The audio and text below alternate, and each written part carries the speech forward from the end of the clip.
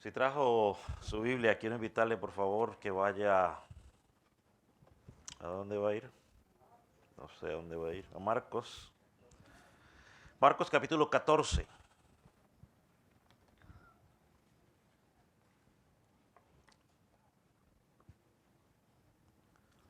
Marcos capítulo 14.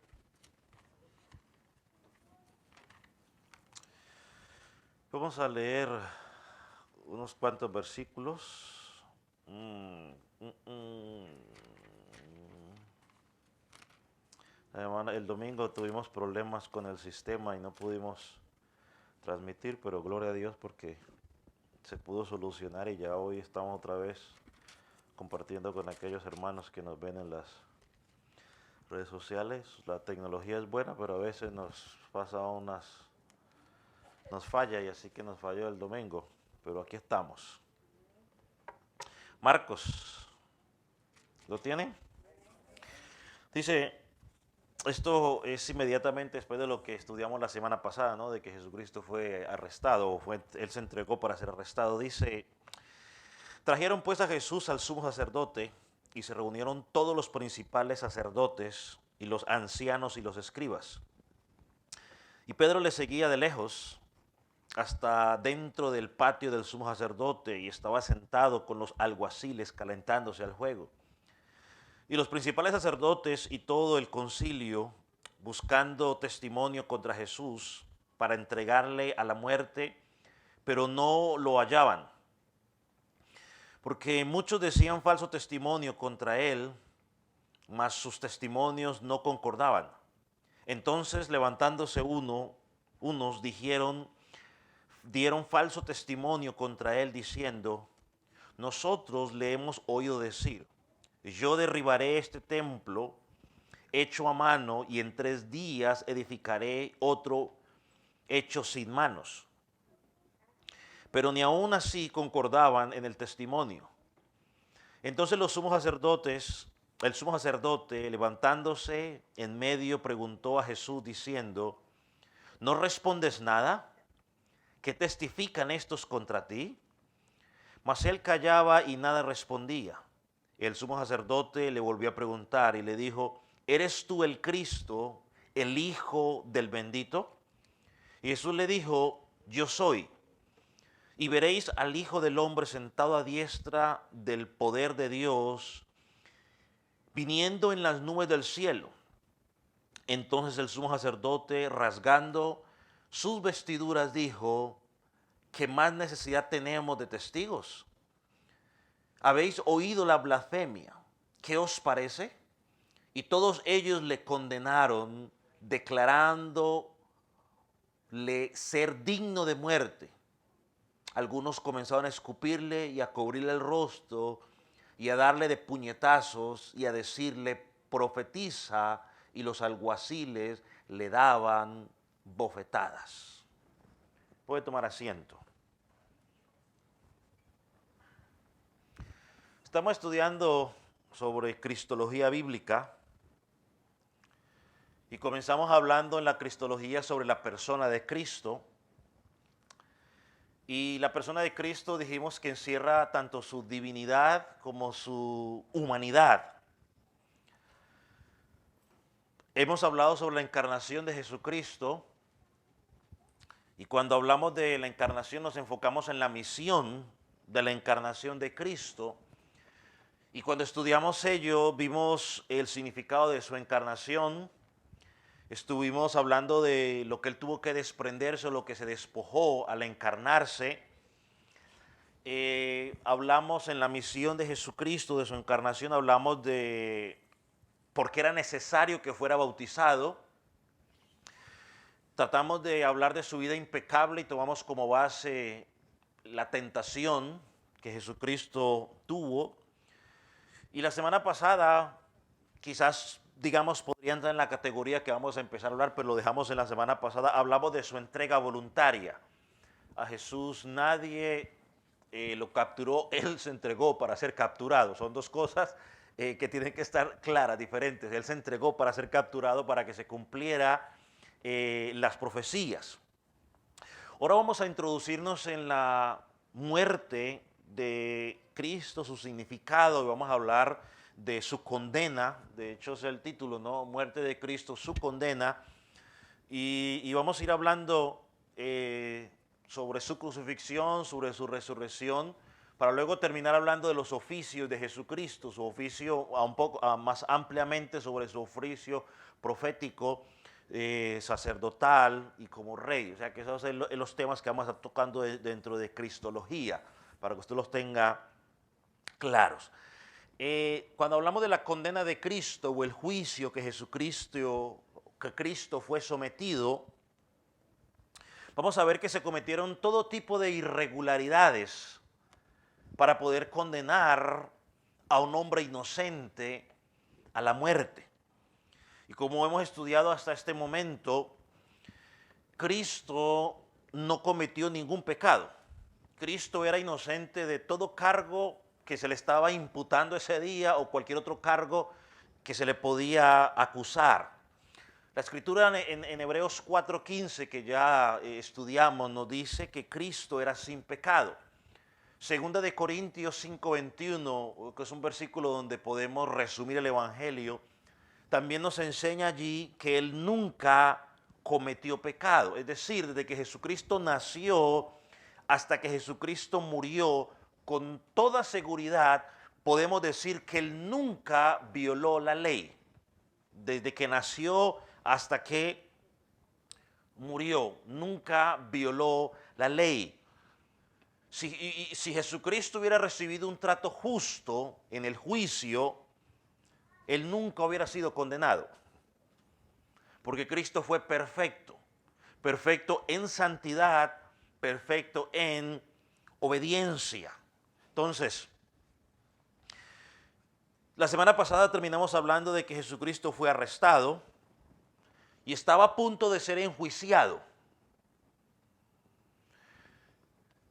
Y usted puede buscar en las noticias, usted puede encontrar que en la historia de la humanidad han habido muchos juicios, demasiados juicios, quizás importantes o mediáticos, o sea, o que han llamado la atención de muchas personas. Y van a haber muchos más. Pero el juicio de Jesús sobrepasa todo esos juicios. ¿Y sabe por qué era tan importante el juicio de Jesús? ¿Quién se imagina por qué era tan importante el juicio de Jesús? ¿Qué podría contestar a usted?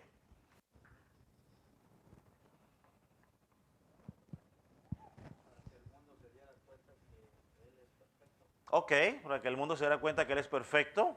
Ok, ¿quién diría algo más por ahí? ¿Sabe por qué es tan importante? Yo creo que se lo voy a poner al frente, me parece.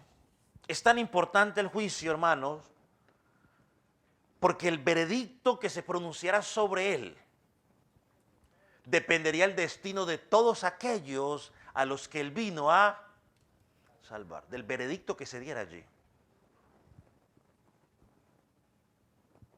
Por eso es importante. Y sobrepasa cualquier otro. Usted puede haber visto el juicio de O.J. Simpson o cualquiera de esos juicios que han dado mucho que aclarar a nivel mundial. Nada comparado a esto. Porque este dependía el destino de aquellos que Él vino a salvar. Así que los 4 evangelios nos permiten dar una foto completa, los 4 relatos de todo lo que pasó, porque unos dicen otra cosa y otros dicen otra cosa. Pues entonces, hay que leer los 4 para tener una foto completa. Poco a poco quizás los vamos a ir leyendo. Pero una de las cosas que notamos es que Jesús fue sometido a 2 juicios. 2 juicios, dos juicios. Un juicio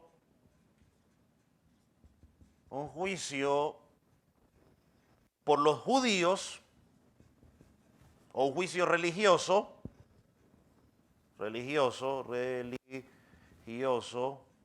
y un juicio, ¿qué cree usted? ¿Por quién más? Por los gentiles. Un juicio por los gentiles, eso le puedo poner ahí a juicio judío, religioso, pongámoslo aquí, civil, ¿no?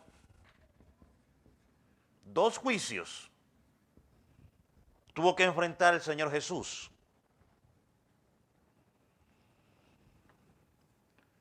Y todos esos dos juicios ocurrieron más o menos, ¿saben cuánto tiempo? En 5 horas. En 5 horas Jesús tuvo que presentarse en 6 ocasiones ante un juez o ante sus acusadores en menos de 5 horas para que ellos pudieran cumplir su propósito de crucificarlo, y tenía que ser tempranito. Marcos 15, versículo 25, nos dice que a las 9 de la mañana lo colgaron. ¿Y murió a qué horas? Como a las 3, según dice. O sea que ahí estuvo 6 horas colgado. El juicio de los judíos, que era por el Sanedrín, constaba de 3 partes, o sea, 3 partes. Fue la primera acusación ante Anás, el juicio o la acusación con Caifás y el nuevo juicio público delante de todo el Sanedrín en la mañana. Cuando se enfrentó al juicio secular de los gentiles, Jesús fue llevado ante Pilato, Jesús fue enviado a Herodes y luego otra vez a Pilato para dar la sentencia final. Y aunque usted no lo crea, todos esos juicios o todas las sentencias pasaron en menos de 5 horas. Ahora, pensemos un poco en las circunstancias del juicio. Yo lo puse al frente, no sé si lo podían poner los hermanos para que lo anoten. Ahí está, mira ya. Fue llevado ante Pilato, ese es el juicio secular. Fue llevado ante Pilato. Fue llevado o enviado a Herodes. Y luego fue llevado otra vez a Pilato. Y vamos a tratar de enfocarnos en el juicio religioso. Y si Dios nos lo permite, la próxima semana hablamos del juicio secular, ¿no? Cuando está ante Pilato, Herodes, y otra vez donde Pilato, donde da la sentencia final.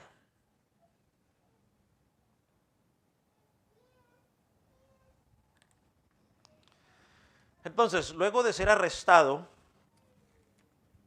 por los soldados romanos, después de que Judas lo traicionó, llevó a los soldados romanos, dice la escritura que fue llevado ante el sumo sacerdote, donde vivían Anás y Caifás.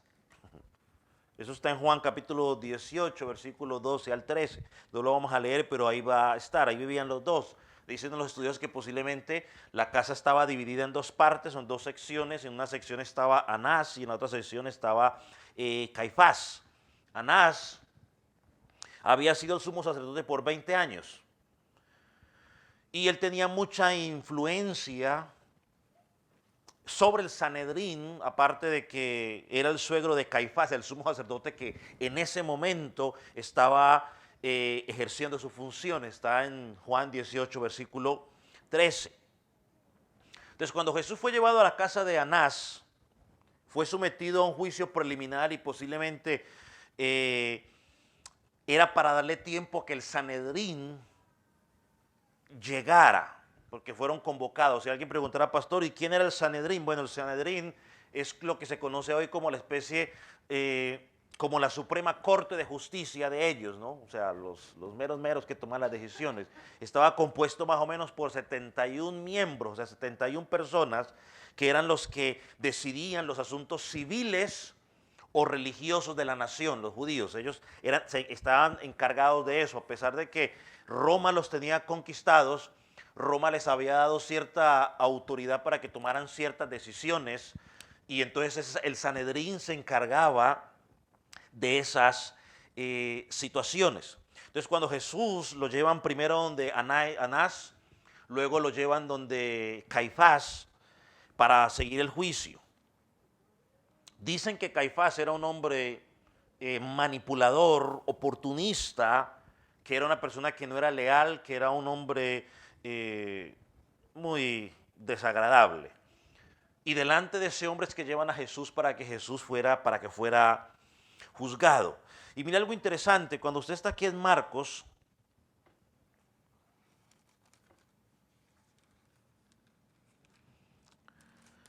podemos decir que este juicio que le estaban haciendo a Jesús era una fachada, porque ellos ya habían tomado la decisión de hacerlo, era una fachada para legalizarlo. Pero cuando usted mira el versículo, a ver, ¿dónde es que estoy? Marcos. Cuando usted mira, dice el versículo 35, y trajeron, 53, y trajeron pues a Jesús al sumo sacerdote, y se reunieron todos los principales sacerdotes, y los ancianos y los escribas. Y parece que como que hace un paréntesis, y nos dice, y Pedro le seguía de lejos, dentro del patio del sumo sacerdote, y estaba sentado con los alguaciles calentándose. Es un detalle que quizás no podemos pasar por alto. Pedro más adelante es interrogado por los alguaciles y lo niega, y uno podría hablar más de eso más adelante, pero aquí vemos al hombre que se jactaba o que se jactó en la noche o esa misma noche, horas atrás, de que daría su vida por el Señor. Quizás fue el que sacó, bueno, quizás no, sacó la espada porque quería empezar a dar espadazos y luchar. Pero vemos que salió corriendo y dejó a Jesús. Aquí lo encontramos que le seguía, pero ¿cómo le seguía? De lejos, y aparte, ¿qué estaba haciendo? Sentado con los alguaciles, ¿no? Podríamos decir, como dice el Salmo 1, ¿no? El que no ha sentado con los, ¿cómo es que el Salmo 101? Con los escarnecedores, ¿no?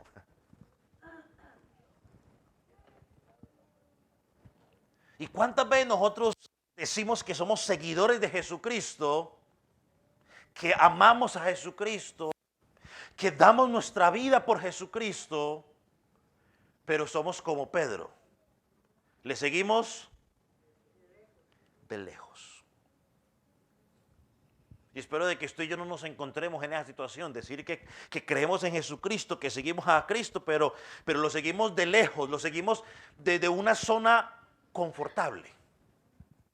Dice que estaba que calentándose, tranquilito, feliz, me imagino escuchando todo lo que decían de Jesús, y quizás, no, ya eso es especulación mía, quizás diciendo alguna otra cosa para pasar desapercibido, sin que lo identificaran.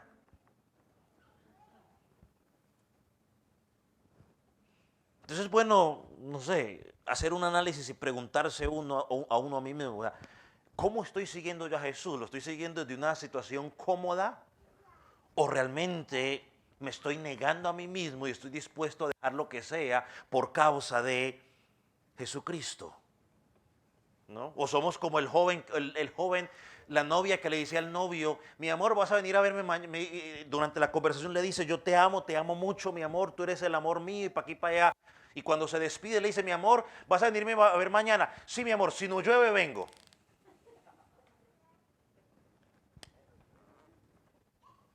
Así somos muchos con Cristo, ¿no? Que lo amamos para aquí, para allá, pero bueno, Señor, si tal cosa no pasa, yo te aseguro, bueno, el que está dispuesto a negarse a sí mismo no está pensando eso. Llueve, trueno, relampaguee, allí está. ¿No? Por eso Jesús dijo, ¿no? No todo el que me dice Señor entrará en el reino de los cielos, sino el que hace la voluntad de mi Padre. Ahora sí, en el versículo 53, pues ya como que Marcos habla sobre ello y luego regresa, ¿no? Dice, regresa y dice, luego los principales sacerdotes y todo el concilio buscaban testimonio contra Jesús. Y en el primer juicio de Jesús, porque digo yo que pasaron cosas injustas, empezaron a buscar personas que dieran testimonio falso contra Jesús. O sea, lo querían acusar, querían legalizar la muerte, pero tenían un serio problema. ¿Cómo comprobamos que este hombre es digno de muerte? Era que entonces por eso se inventaron la cuestión de buscar testigos para que testificaran en contra de Jesús. Pero el problema que tenían ellos fue que cuando consiguieron los testigos, y yo asumo que lo más seguro es que tuvieron que pagarles, ¿no? Como hicieron con Judas, que sus testimonios eran ¿qué? Contradictorios. Dice el pasaje allí que sus testimonios se contradecían. Y hermano, y si el testimonio no concordaba según la ley que ellos decían defender, habían dos cosas que tenían que pasar. El reo o el acusado tenía que ser ¿qué? Liberado. Y en segundo lugar, ¿sabe qué pasaba con el testigo falso? ¿Qué cree usted que pasaba? Tenía que sufrir el castigo que estaba procurando para el otro.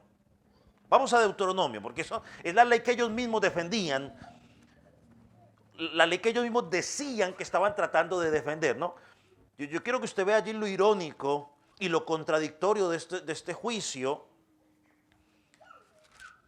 pero al mismo tiempo lo glorioso, ¿no? Porque Dios usó a estos mismos hombres, si ellos conocían la palabra, se darían cuenta de que Dios los estaba usando para cumplir su propósito, pero estaban tan ciegos que no se percataron.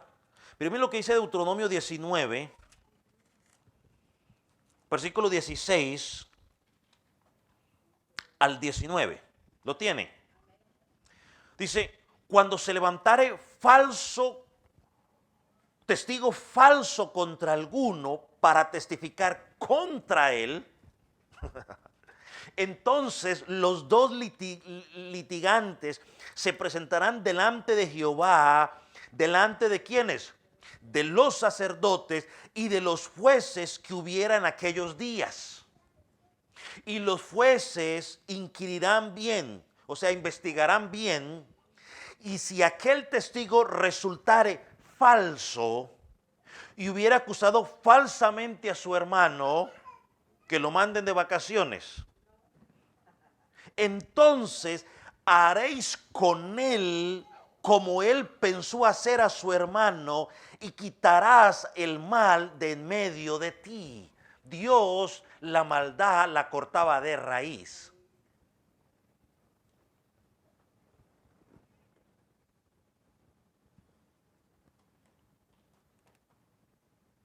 O sea que ahí en ese tiempo yo creo que no había mucho calumnias. Hoy son más modernas las calumnias, ¿no? Que sutano dijo, que sutano dijo, que sutano dijo, que sutano dijo. No, allá ese cuento no existía.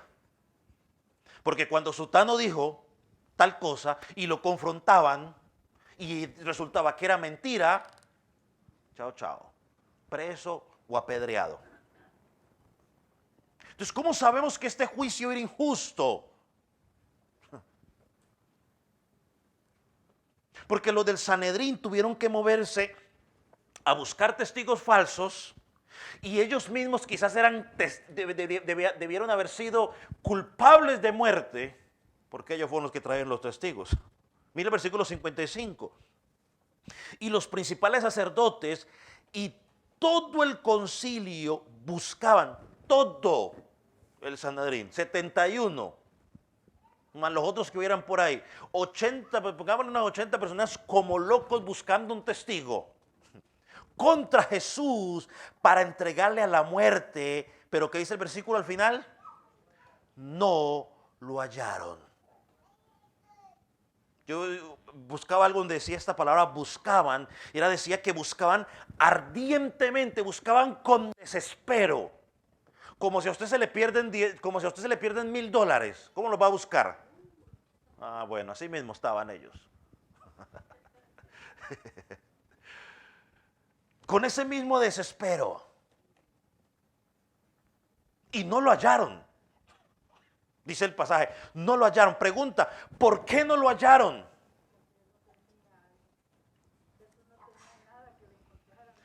Porque era imposible encontrar una acusación contra Jesús. Él era perfecto, él era el Cordero perfecto. Era imposible. Ellos en su ceguera espiritual no veían. Mira el versículo 56. Porque muchos decían falso testimonio contra él, mas sus testimonios no concordaban. Al final parece que aparecen dos testigos. Miren lo que dice el versículo 57. Entonces levantándose unos dijeron falso testimonio contra él diciendo. No sé, parece ser que estaban dentro de lo del Sanedrín o qué sé yo. Ellos usan un testimonio que parece tener peso para condenar a Jesús. Versículo 58. Nosotros le hemos oído decir, o sea que la idea de que parece de que eran del Sanedrín, ¿no? Yo derribaré este templo hecho a mano y en 3 días edificaré otro hecho sin manos. Ahora, esto era una acusación seria, porque estaban presentando a Jesús como un terrorista religioso que estaba dispuesto a destruir el templo. ¿Qué representaba el templo para ellos? Dígame alguien, por favor. ¿Cómo? Ahí era donde Dios se manifestaba. Era donde el templo era lo más sagrado para ellos. Donde hacían, donde hacían expiación, donde tenían el altar, donde Dios había prometido que su presencia iba a estar en medio de ellos. Y para colmo dice, en 3 días va a levantar otro. Ahora, frente a eso, podemos decir, ¿dijo Jesús eso o no lo dijo Jesús eso o no lo dijo?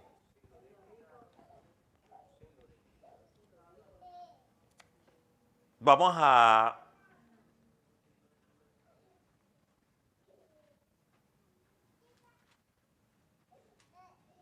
No, bueno, Jesús nunca dijo eso. No, por eso era que los testimonios no concordaban. Dijo algo similar, pero eso que ellos están diciendo ahí no lo dijo. Ah, bueno, no, parecido no. No, pues le digo que luego, no, que sí, no. Jesús no dijo eso. Por eso es que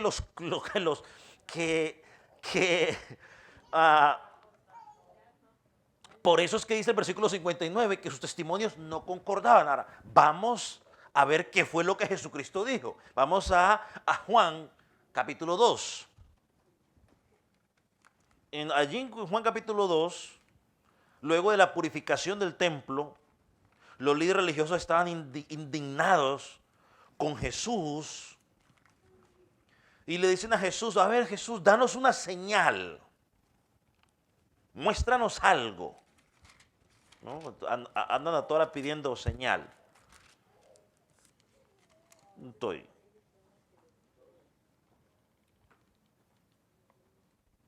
Dice, ¿qué señal nos muestras ya que haces esto, ¿no? De purificar el templo? Jesús le respondió, versículo 19, destruid este templo y en 3 días lo derribaré, lo levantaré. ¿Cierto que eso dice? Destruid este templo y en 3 días lo levantaré. ¿Qué fue lo que ellos dijeron que le escucharon decir?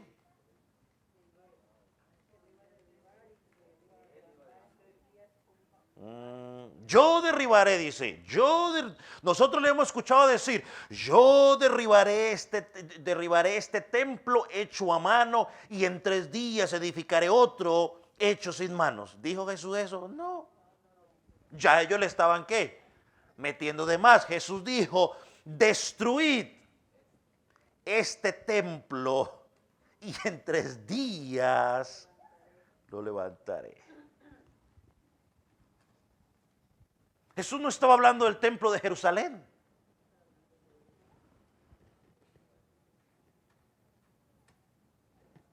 Lo que Jesús le está diciendo es que la señal que ellos estaban pidiendo en ese momento,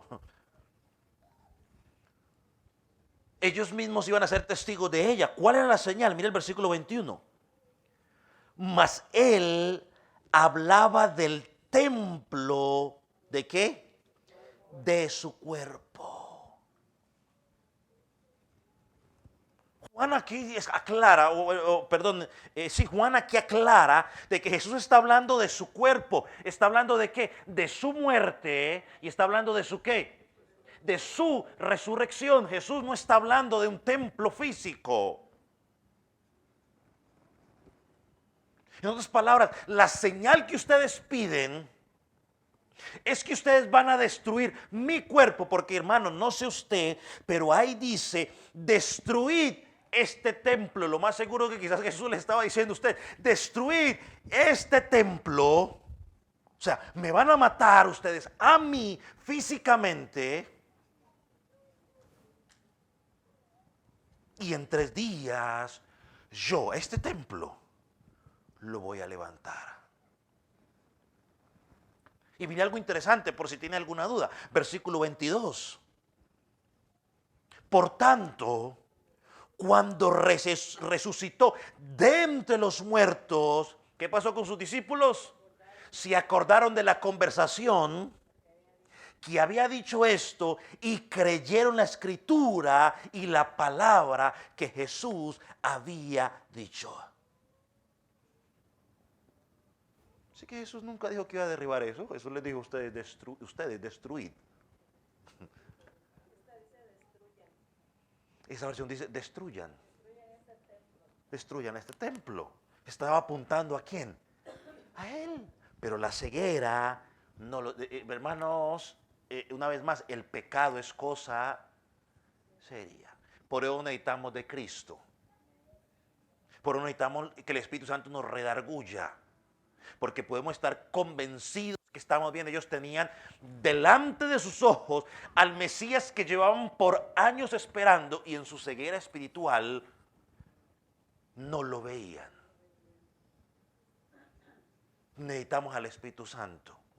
Oh, la oración del salmista David toma todavía más relevancia. Señor, ¿quién pondrá en entender sus propios errores? Líbrame de los que me son ocultos, porque usted y yo podemos estar convencidos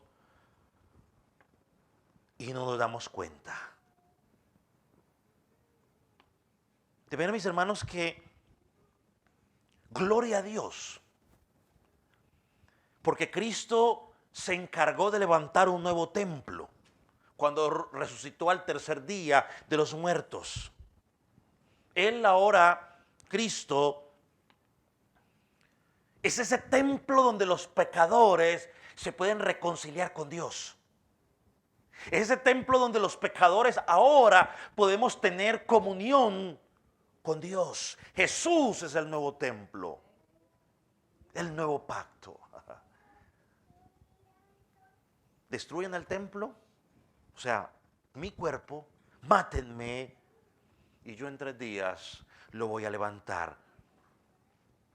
Y tristemente, esas fueron las palabras que los testigos quisieron usar para acusar a Jesús. Una vez más, la misma estrategia de Satanás: toma la palabra de Jesucristo, la tuerce para sacar sus propios beneficios. Una vez más, versículos 56 y versículo 59. Porque muchos decían falso testimonio contra él, mas sus testimonios no concordaban. 59. Pero ni aún así concordaban en el testimonio. O sea, imagínense. Todo fue tan precipitado que no podían ni siquiera concordar, estar de acuerdo.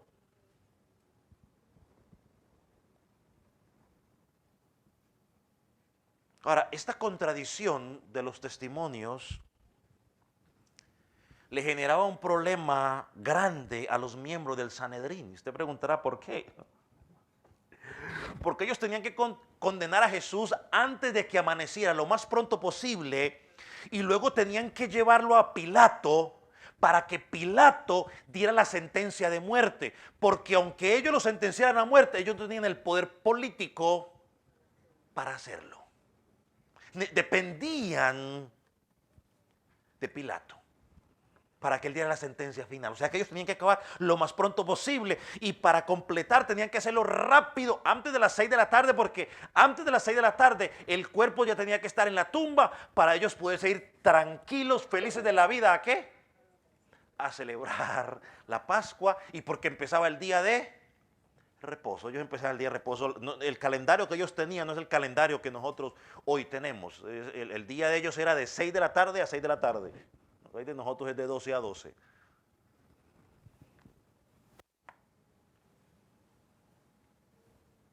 Y note algo interesante, lo hemos dicho varias veces, y quizás la próxima semana vamos a hablar un poco más, lo voy a mencionar varias ocasiones. Pero mira algo interesante. Estaban apresurando todo para poder cumplir la ley, Mientras por otro lado estaban ¿qué? Violando la ley. Hay que matarlo rápido porque a las 6 tenemos que estar celebrando la Pascua, el día de reposo, y no vamos a pecar. Pero sin embargo, violemos la ley. Consigamos testigos falsos, los testigos no están de acuerdo, pues olvidémonos. Vuelvo a lo que le dije yo hace 2 domingos en la predicación. Ahí donde empieza la amnesia voluntaria. Olvidémonos de Deuteronomio 6. Olvidemos esos pasajes. Esos no existen. ¿Por qué? Porque no nos conviene.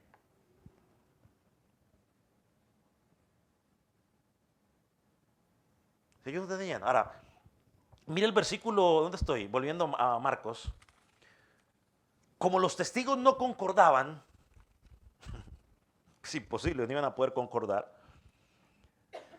¿Qué hace Caifás? Caifás en su desespero dijo, bueno, la única opción que tenemos ahora es que Jesús solo se incrimine. Esa es la única opción que tenemos ahora porque no hay testigos. No hay ni los iban a encontrar. Versículo 60. Entonces el sumo sacerdote, levantándose en medio, preguntó a Jesús diciendo, ¿no respondes nada? ¿Qué testifican estos contra ti? Caifás está forzando a Jesús a que rompiera su silencio. Jesús, te están acusando, di algo, defiéndete. Se parece a nosotros, ¿no? Cuando nos acusan de algo y nos queremos defender como gatos patas arriba. Nos volvemos locos y le digo, muchas veces en nuestro proceso de defendernos, ¿sabe qué hacemos? Más nos incriminamos. Así que a veces es mejor quedarse callado. Yo le creo a la Biblia. ¿Sabe qué dice la Biblia?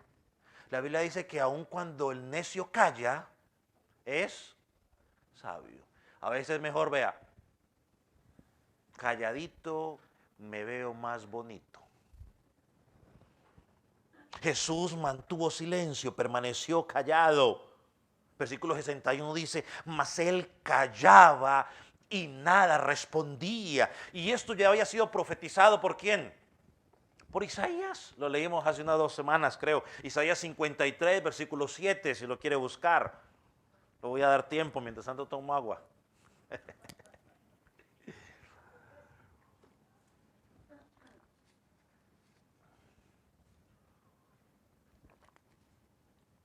¿Lo tiene Isaías 53, versículo 7? Yo soy injusto con ustedes. Yo como los tengo ya aquí listos, entonces leo. Entonces mejor voy a buscarlos así también con ustedes para que nos dé el mismo tiempo. Así no cometo injusticia con ustedes. Ahí está, 57, 3. 53, 7. Mire lo que dice. Afligido él, angustiado y afligido, no abrió su boca. Como cordero fue llevado al matadero, y como oveja delante de sus trasquiladores, enmudeció y no abrió su boca. Así que Jesús, es que yo se imagino a Jesús diciendo por dentro de él, yo nunca dije que iba a tumbar ese templecito. Yo estaba hablando de mí, pero Jesús dice que guardó su silencio con paciencia y no dijo absolutamente nada mientras lo acusaban. ¿Quién sabe qué más cosas dirían? Sino que esto es lo que queda registrado. Entonces Caifás, en medio de su desespero, puso a Jesús bajo juramento. Vamos a Mateo. Y dice un comentarista que esto era ilegal. Pero vamos a Mateo, capítulo 26, donde Caifás, aquí en Marcos no registra eso, pero Mateo sí lo registra. Mateo 26, versículo 63. Pone a Jesús sobre juramento, bajo juramento, perdón. Lo tiene. Dice, mas Jesús callaba. Entonces el sumo sacerdote, o sea, Caifás, le dice, te conjuro por Dios viviente que nos digas si eres el Cristo, el Hijo de Dios. Marcos lo pone de esta manera. El sumo sacerdote volvió a preguntar y le dijo, ¿eres tú el Cristo, el Hijo del bendito?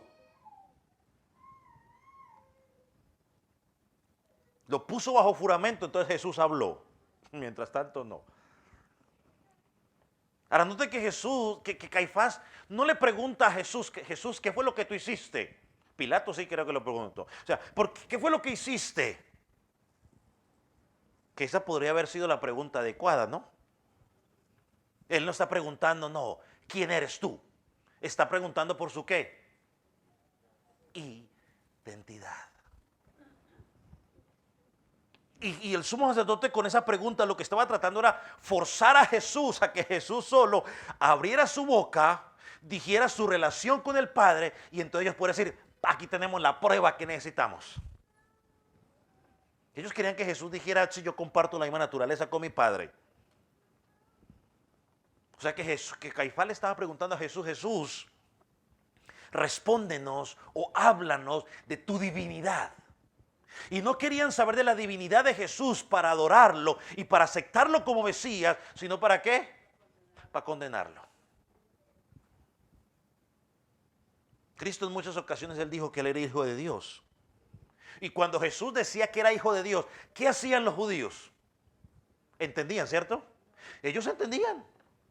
Y se enojaban con Jesús y lo querían apedrear porque ellos sabían que cuando Jesús decía que era el hijo de Dios se estaba identificando con él. Con el Padre. Se enojaban.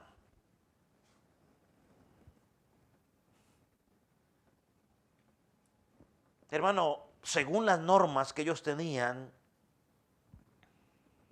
era ilegal que la guardia del templo actuara esa noche como un instrumento del sumo sacerdote. Era ilegal eso.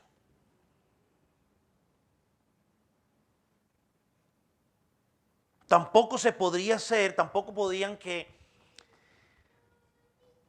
se podían que las mismas personas que lo estaban acusando fueran los jueces.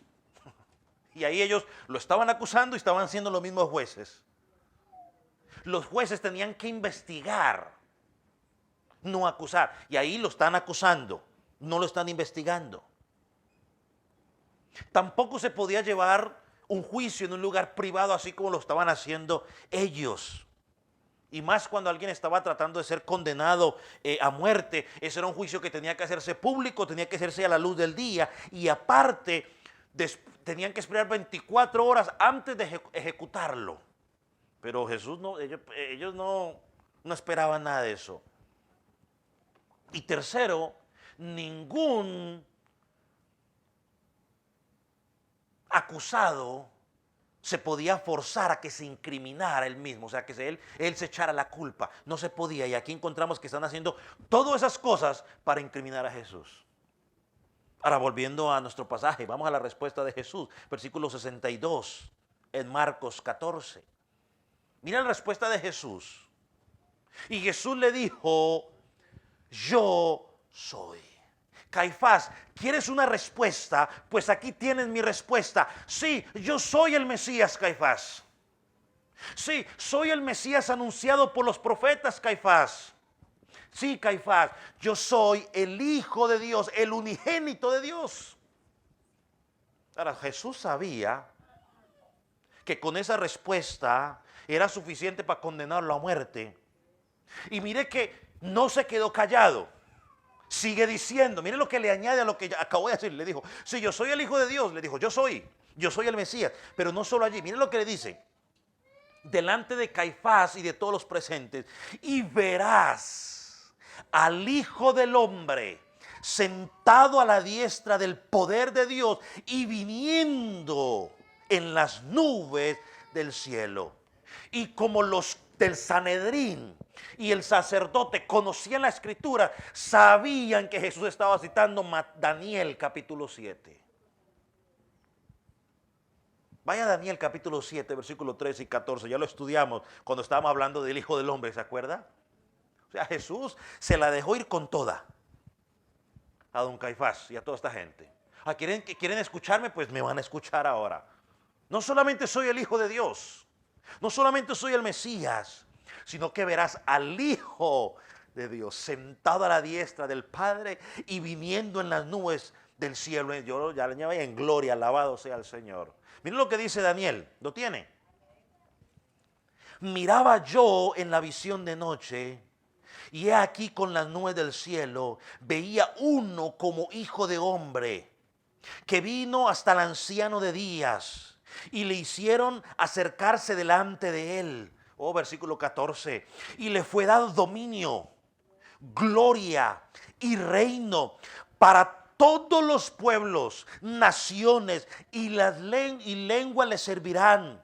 Su dominio es eterno, nunca pasará, y su reino uno que no será destruido. Y perdóneme, pero aquí yo no creo que nadie esté pensando que Daniel está hablando de Nabucodonosor.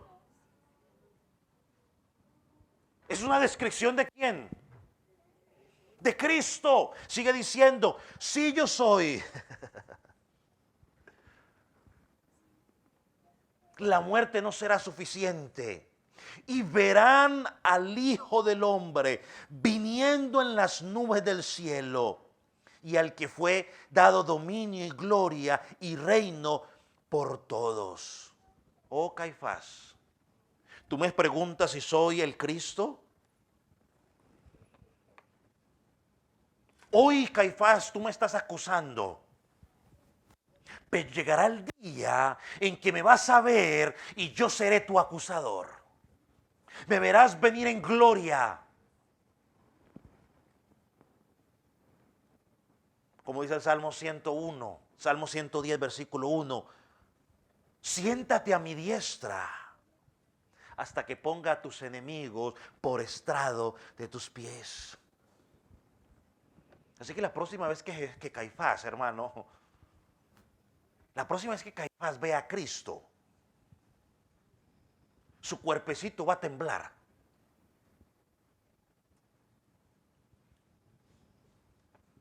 Porque ya no va a haber ese hombre que estuvo allí callado en debilidad. Va a ver a Jesús en toda su gloria y esplendor. La próxima vez que Caifás vea a Jesús, tristemente va a ser demasiado tarde. Ese día va a ver la gloria Shekinah de Jesús en todo su esplendor. Ese día va a ver al soberano. Y ese día, como ya perdió la oportunidad de reconocerlo, ese día lo va a reconocer.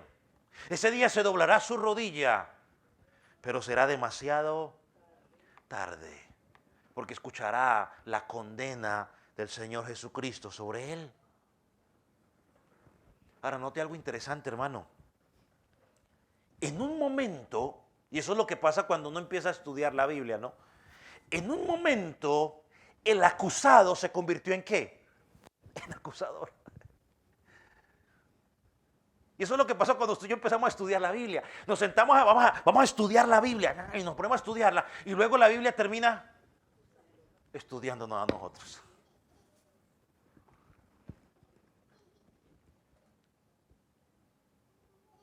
Ahora, miren un momento, miren la ceguera de Caifás, y no solo de él, sino de todos, ¿no?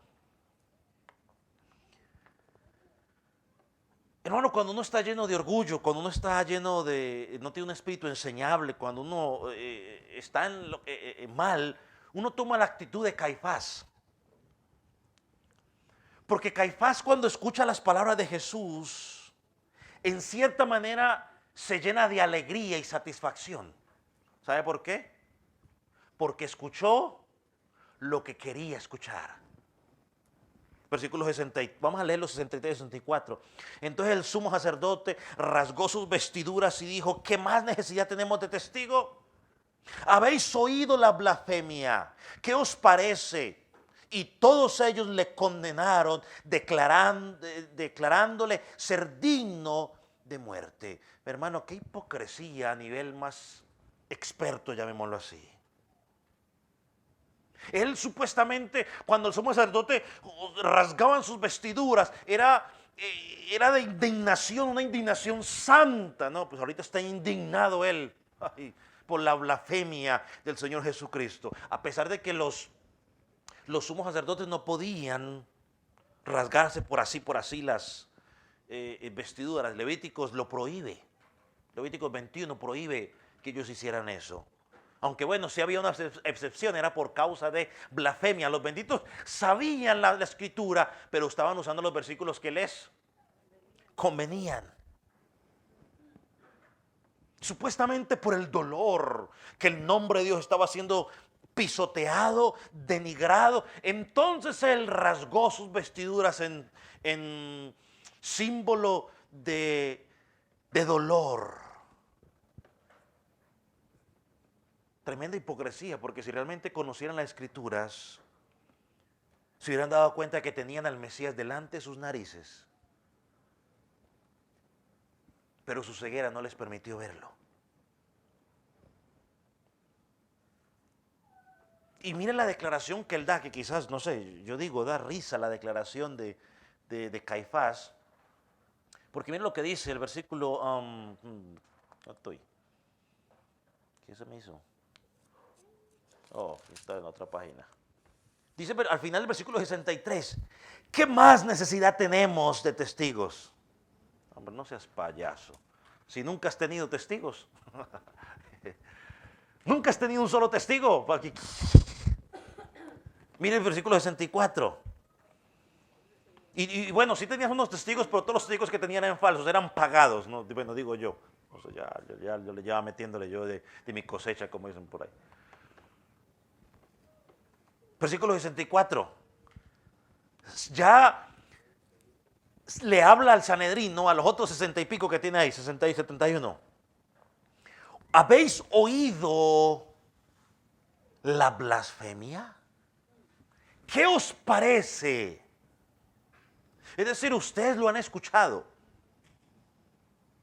Este hombre pretende ser el Mesías. Pretende ser el unigénito de Dios. ¿Qué les parece? ¿Qué podemos hacer con este hombre? Ahora, ¿cuál es el testigo de un blasfemo? ¿Alguien sabe o se imagina cuál podría ser? ¿Cuál es el castigo para un blasfemo? Vaya ¿a dónde va a ir? A Levíticos 24. Levíticos 24. Y deja marcado ahí Marcos para que llegue con mayor facilidad cuando regresemos. Levíticos 24, versículo 16, para que miremos la consecuencia de la blasfemia.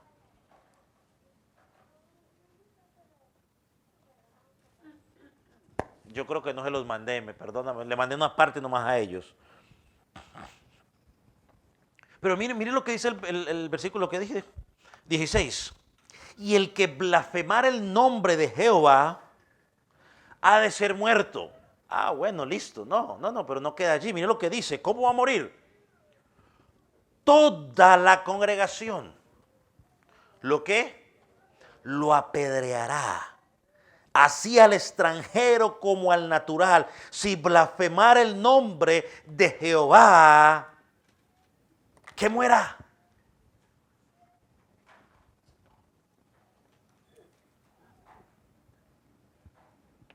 Y Caifás le da la sentencia, ¿no? Vamos a matarle. Ellos acusan a Jesús de blasfemo, cuando si somos honestos los blasfemos eran ellos. Caifás, el Sanedrín, Anás y todos los que estaban ahí, hasta el gato, o de pronto tenían gatos, pues entonces digamos hasta el camello, que estuvieran por ahí estacionados afuera, eran los culpables. Porque Jesús era el Mesías, Jesús es Dios, Jesús es el que está sentado a la diestra del trono, Jesús es el Rey, Jesús es el Rey, el juez que volverá. Los blasfemos eran ellos, pero convirtieron a Jesús en blasfemo para poder sentenciarlo a muerte. Versículo 64. Y cuando Caifás les preguntó a ellos, oiga, ¿a ustedes qué les parece? ¿Qué hacemos con él? Dice, 64, ¿cierto? Dice, y algunos de ellos le condenaron, declarándole ser digno de muerte. ¿Dice qué? Todos. todos le condenaron declarándole ser digno de muerte.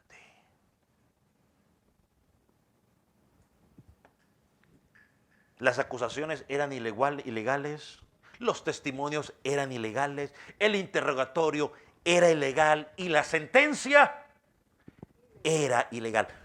Todo era ilegal.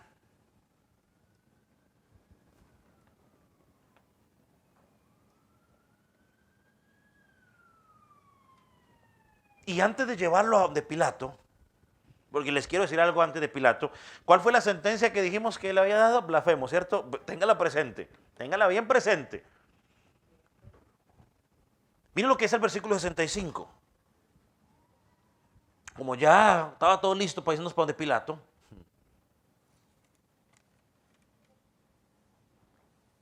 dice que algunos comenzaron a escupirle, a cubrirle el rostro y a darle puñetazos y a decirle profetiza. Y los alguaciles, ¿no?, los que estaban encargados en el templo de proveer seguridad para que no hubiera alboroto, dice, le daban de bofetadas. O sea, le declararon la sentencia de muerte y parece ser que toda la ira y el enojo que tenían contra Jesús, estos cobardes, salió a flote. Por 3 años quizás tenían toda esa ira reprimida que querían darle a Jesús. Aprovecharon y empezaron a darle todo lo que usted pueda hacer. Le escupieron el rostro, le cubrían los ojos, lo trataban de adivino. Adivina quién te pegó, todopoderoso, como todo lo sabes. A ver, ¿quién te pegó? Otros versículos, claro, habla de que lo desnudaron, le quitaron sus ropas y empezaron a hacer de todo, hermano. Mire, una de las humillaciones más terribles que le puede hacer a una persona es escupirle el rostro. Universalmente, eso es la peor humillación que le pueden hacer a cualquier persona, que le escupan el rostro. Y a Jesús le escupían el rostro y la escritura dice, ni siquiera se cubría.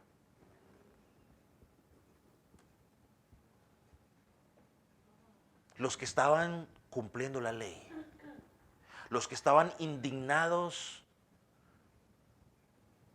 porque supuestamente Jesús estaba blasfemando contra el nombre de Dios. Y sabe una cosa, cuando usted mira esto, claro, a uno le produce cierta, no sé, cosa, ¿no? A uno le pone los pelos de punta al leer lo que le hicieron al Salvador. Quizás los que son un poco más sentimentales, quizás hasta sus ojos se llenarán de lágrimas. Y no estoy diciendo que esté mal eso, no, está bien que cada lo expresamos de la manera, pero ¿sabe qué? Podemos aprender de ese momento en particular donde patean a Jesús, donde insultan a Jesús, donde escupen a Jesús. Hermano, algo que tenemos que aprender de ahí es que allí está claramente la naturaleza caída del hombre. Así somos los seres humanos, de malos, de perversos. También nos describe el aborrecimiento del hombre hacia Dios. Hermano, hay una radiografía de la condición del hombre. Porque quizás muchos, yo no he escupido el rostro de Jesús, pero quizás muchos de los que están aquí o los que me están viendo, antes de llegar a Cristo se burlaban de Cristo.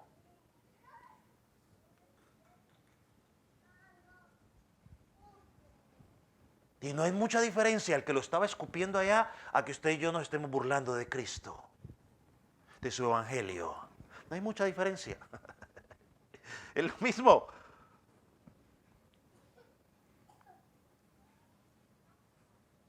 Hermano, hasta el día de nuestra conversión, muchos de los que estamos aquí veíamos a Dios como nuestro rival.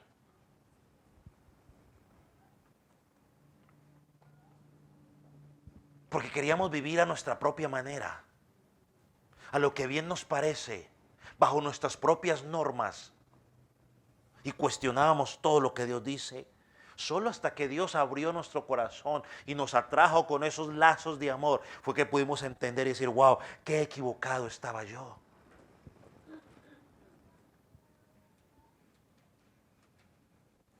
Hermano, no podemos tener a Cristo como nuestro rival y perdóneme por lo que le voy a decir, pero creo que hay muchos hoy dentro de las filas del cristianismo que decimos ser cristianos, pero que todavía tenemos a Dios como nuestro rival.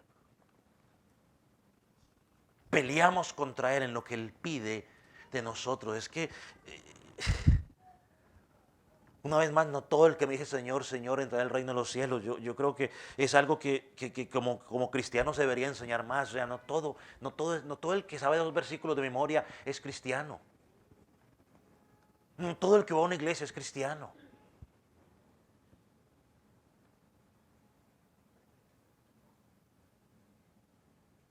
Porque el verdadero cristiano busca la gloria de Dios. El verdadero cristiano anhela de todo su corazón obedecer el mandato de Jesús, lo que Él pida sin importar lo que Él pida. Y es que hay ejemplos tremendos. O sea, a mí el que siempre, yo digo, sacando a Cristo, a mí me encanta María. Me encanta María. Es que me encanta. Todo el plan que tenía armado ella perfecto. Y llega Dios y se lo desbarata en un segundo. Y María no dijo, a ver, yo le pregunto a José, que José haga lo que quiera. Pero hoy decimos que amamos a Dios, que damos nuestra vida con Él, pero cuando Dios pide algo en nosotros, a ver Dios, deja yo pregunto, a ver Dios, deja para aquí, a ver para acá, es que tú no entiendes Dios, es que... Y empezamos a buscarle todas la quinta pata al gato, a la mesa también. Estaba leyendo aquí estaba leyendo, Abraham, cuando Abraham fue a sacrificar a Isaac. Hermano, y no sé, cada vez que uno lee esa historia, o sea, es como que... el único hijo, un prototipo de lo que iba a pasar. El hijo por el cual tuvo todo tipo de peleas con doña Sara. Todo tipo de peleas con Sara, las que usted se puede imaginar. Y Dios le dice, toma ese muchacho y entrégamelo. Se va. Y hoy yo pensaba, no, yo siempre decía, o bueno, siempre hemos dicho, ¿no? De que no le dijo nada a Sara, se lo hizo y fue, pero hoy que estaba leyendo una vez más, pues ya quizás puse más atención a ese detalle. Dice que iba con los sirvientes y en un momento al lado, ¿qué le dice a los sirvientes? Quédense aquí. Mientras yo y el muchacho, él no dijo voy a ir a matarlo, dijo mientras el muchacho y yo vamos a adorar a Dios. Al rato regresamos. Tampoco les dijo nada.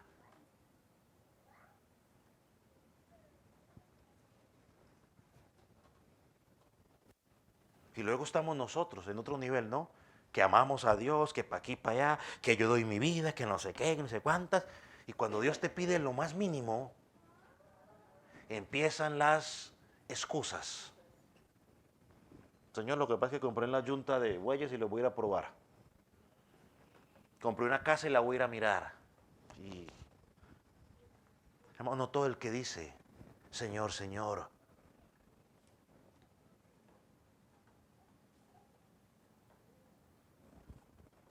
Me pasé.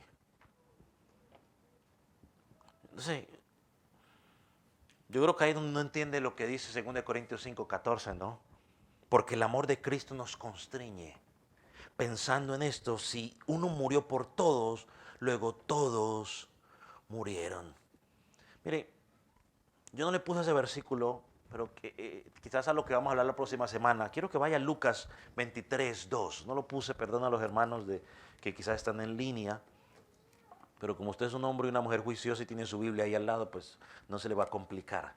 Lucas 23, versículo 2.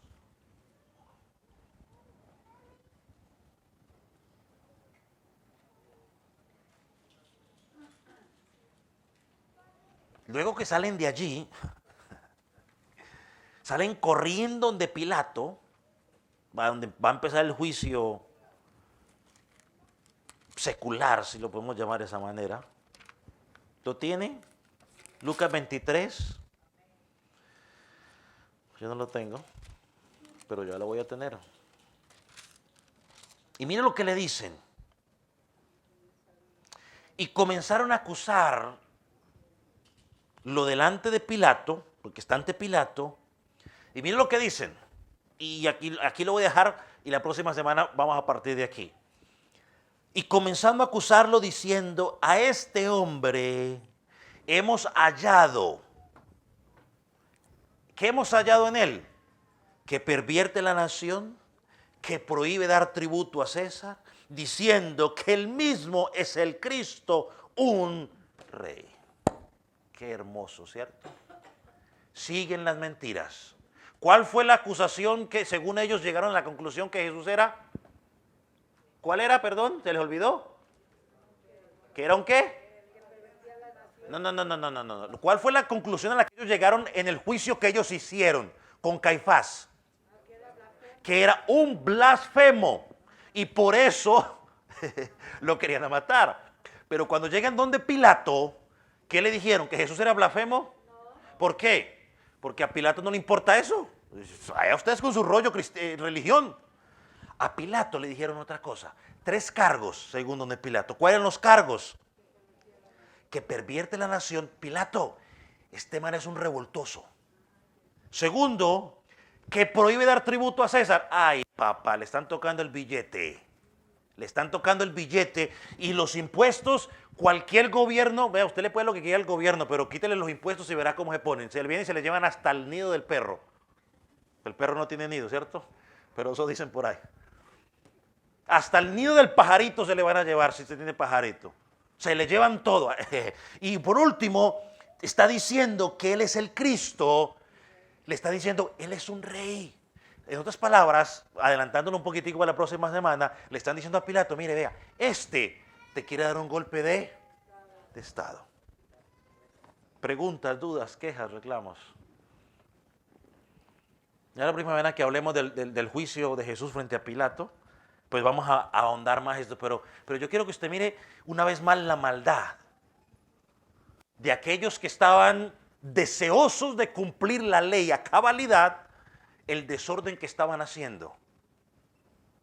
Preguntas o comentarios.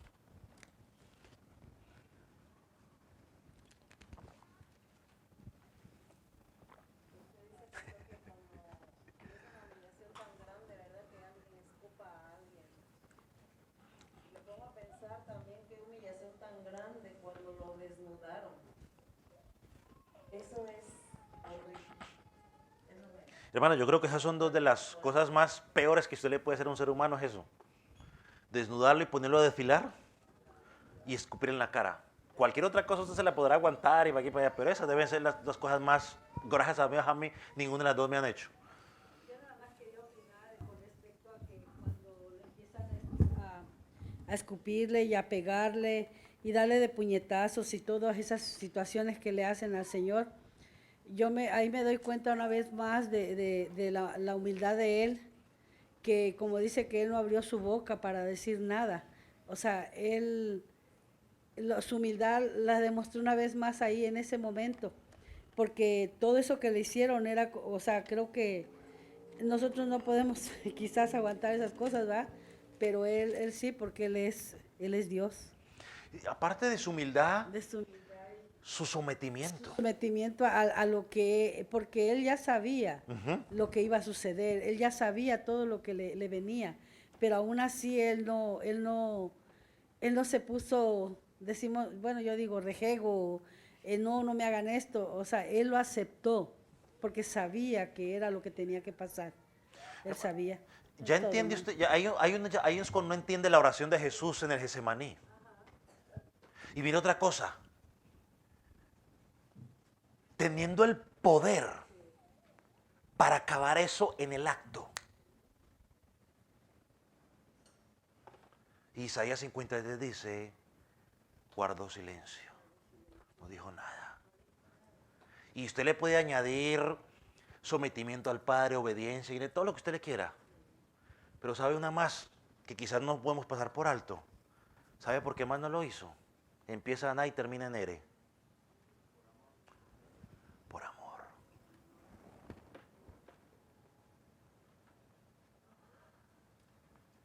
Por amor.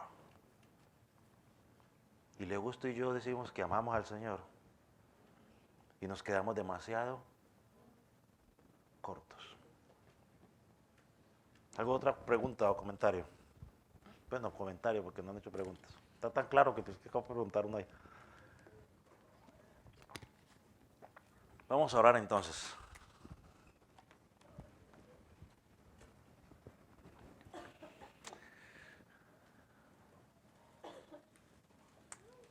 Señor Jesús, entendemos que tenemos una mente limitada y hay cosas que quizás escapan a nuestro entendimiento. Señor, y poder mirar o leer simplemente todo lo que pasó esa noche con Anás, con Caifás, con el Sanedrín en contra tuya. Señor, esos maltratos, esos vejaciones. Señor, nuestra mente no alcanza a procesarlas. Señor, pero lo único que podemos decir es gracias porque ese es tu amor. La mayor prueba de amor. Tenías el poder para acabarlo, pero mantuviste en silencio. Porque el plan perfecto que fue trazado en la eternidad tenía que cumplirse. Porque eras obediente al Padre. Señor, y porque en cada golpe que recibías estabas mirando el pecado de cada uno de mis hermanos. Gracias, Señor Jesús. Padre, gracias porque también por medio de este pasaje nos permites ver la depravación de nuestro corazón como seres humanos. Y una vez más nos permites ver la necesidad de un Dios. Que necesitamos un Salvador, necesitamos a alguien que nos dé vida. Padre, danos cada día más esa sensibilidad a ti. Señor, y si hay alguien esta noche que no te conoce, mi oración es que tu Espíritu Santo le haya mostrado que todo eso que Cristo pasó fue con el propósito de salvar al que estaba perdido. Padre, gracias. Gracias. Gracias, Señor.